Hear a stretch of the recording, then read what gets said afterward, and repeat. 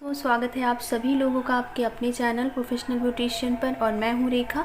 आज की वीडियो में हम आपको बताने वाले हैं पर्मिंग, यानी कि पर्मिंग क्या होता है। जिस तरीके से हम परमानेंट स्ट्रेटनिंग करते हैं, ठीक उसी तरीके से हम परमानेंट कर्ल करते हैं, उसी को हम बोलते हैं पर्मिंग। इसका करने का तरीका क्या है, यानी कि करने का प्रोसेस क्या है, वो सब हम बताने वाले हैं। और हमें प्रोडक्ट क्या लगता है वो भी हम बताएंगे, वो हम लास्ट में बताएंगे। तो आइए सबसे पहले हम देखते हैं कि इसको किया कैसे जाता है, ठीक है। और आज मैं ये वीडियो घर पर बना रही हूँ, तो थोड़ी बहुत आवाज़ आपको पास में आ सकती है, तो प्लीज़ उस आवाज़ को इग्नोर करिएगा, क्योंकि बारिश यहाँ पर बहुत ज़्यादा हो रही है, तो जिसके कारण हम पार्लर नहीं जा सकें। तो चलिए वीडियो को स्टार्ट करते हैं। तो सबसे पहले आपको यहाँ पे क्लियरिफाइंग शैम्पू से हेयर वॉश करके हेयर को टॉवल ड्राई करना चाहिए, ताकि हेयर बिल्कुल क्लीन हो जाए, यानी कि बालों को शैम्पू करना चाहिए। और उसके बाद जो है आपको टॉवल ड्राई करना है, यानी एक्स्ट्रा जो पानी है उसको हटा देना है। बाद में ऊपर किए गए वर्ण के अनुसार पिन अप करना चाहिए, ठीक है। जैसा कि आप कुछ यहाँ पे देख रही हैं, इस तरीके से आपको करना है। उसके बाद है हेयर के छोटे छोटे सेक्शन लेकर हेयर के सिरों पर टिश्यू पेपर रखकर उस पर रोल रखकर आउट टर्न या इंटर्न रोल करना चाहिए, यानी कि आपको ऊपर की दिशा में रोल चाहिए या नीचे की दिशा में चाहिए, वो आपके ऊपर है कि आपको किस तरीके से करना है। आपको ठीक उसी तरह करना है। यदि बड़े कर्ल छल्ले, यदि आपको बड़े कर्ल चाहिए, बहुत पतले नहीं चाहिए, जैसा कि आप इसमें देख रहे हैं, इसमें काफ़ी पतले हैं, पर आपको और थोड़ा से बड़े चाहिए, तो आप उसी हिसाब से आप इसको रोलर लीजिए। छल्ले बनाने हो तो थोड़े थिक रोल का उपयोग करना चाहिए। जिस स्टाइल की पर्मिंग करवानी हो उसी के अनुसार रोल वाइंड करने चाहिए, यानी जिस हिसाब से आपको कर्ल चाहिए बस आपको उसी टाइप के ही उसमें रोलर्स लगाने चाहिए। सभी पिनअप क्रम से उतार कर छोटे छोटे सेक्शन लेकर रोल लगाने चाहिए। पहले आपको इस तरीके से बड़ा पिन कर लेना है, उसके बाद छोटे छोटे सेक्शन लेकर आपको फिर रोल लगाना चाहिए। यहाँ पे मैं घर पे हूँ, बहुत कम लाइट लग रही है, जिसके कारण मेरा हाथ जो है वो बहुत काला आ रहा है तो मैं अपना हाथ नहीं दिखाना चाहती क्योंकि लाइट यहाँ पे बहुत ज़्यादा कम है। घर जितनी पार्लर में होती है उससे आधी भी घर पर नहीं होती हैं, तो इस वजह से मैं अपना हाथ नहीं दिखाऊंगी ठीक है, चलिए आगे बढ़ते हैं।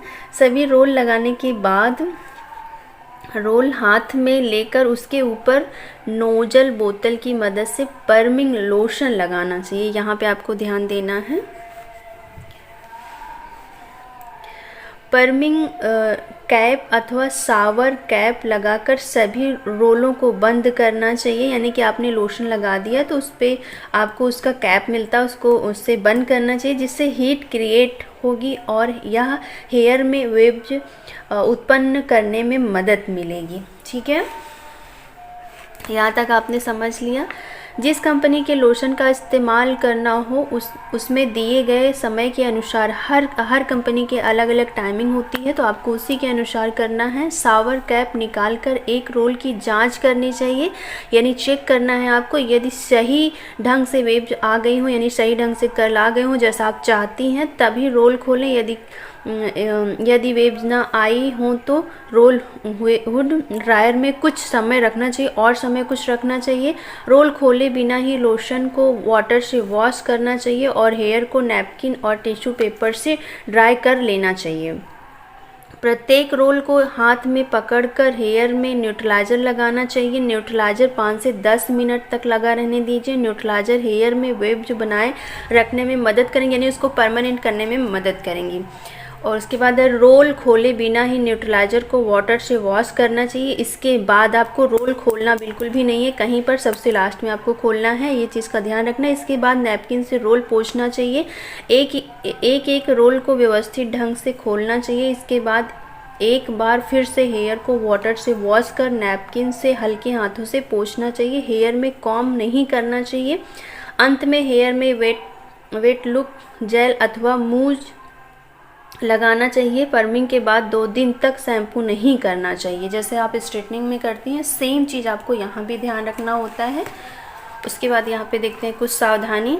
इस बात का विशेष रूप से ध्यान रखना चाहिए कि स्कैल्प सिर की स्किन में पर्मिंग लोशन नहीं लगे, जैसा कि आप स्ट्रेटनिंग में ध्यान रखनी है। पर पर्मिंग करने के बाद प्रोटेक्टिव शैम्पू और कंडीशनर का इस्तेमाल करना बहुत ज़रूरी है। जिस कंपनी के पर्मिंग लोशन का इस्तेमाल करना हो उसमें दी गई निश्चित समय सीमा तक ही रोल लगा कर रखना चाहिए। ओवर प्रोसेस होने पर हेयर डैमेज होते हैं।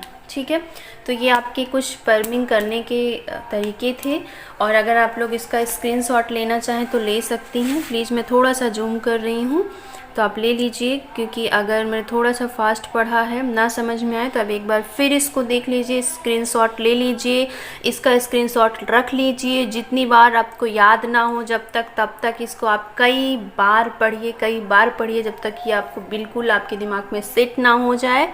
इसलिए इसका स्क्रीनशॉट लेना बहुत ज़रूरी है। ये मेरी एक स्टूडेंट डिमांड थी कि उनको हम जो है ये चीज़ बताएं कि ये किस तरीके से किया जाता है। तो फ्रेंड्स, उम्मीद करते हैं कि ये वीडियो आपको पसंद आई होगी। तो आज थ्योरी थी, इसके बाद हम कोशिश करेंगे कि किसी दिन आपको इसका प्रैक्टिकल करके दिखाएं। तो बस आज के लिए बस इतना ही। आप लोगों से मिलते हैं नेक्स्ट वीडियो में।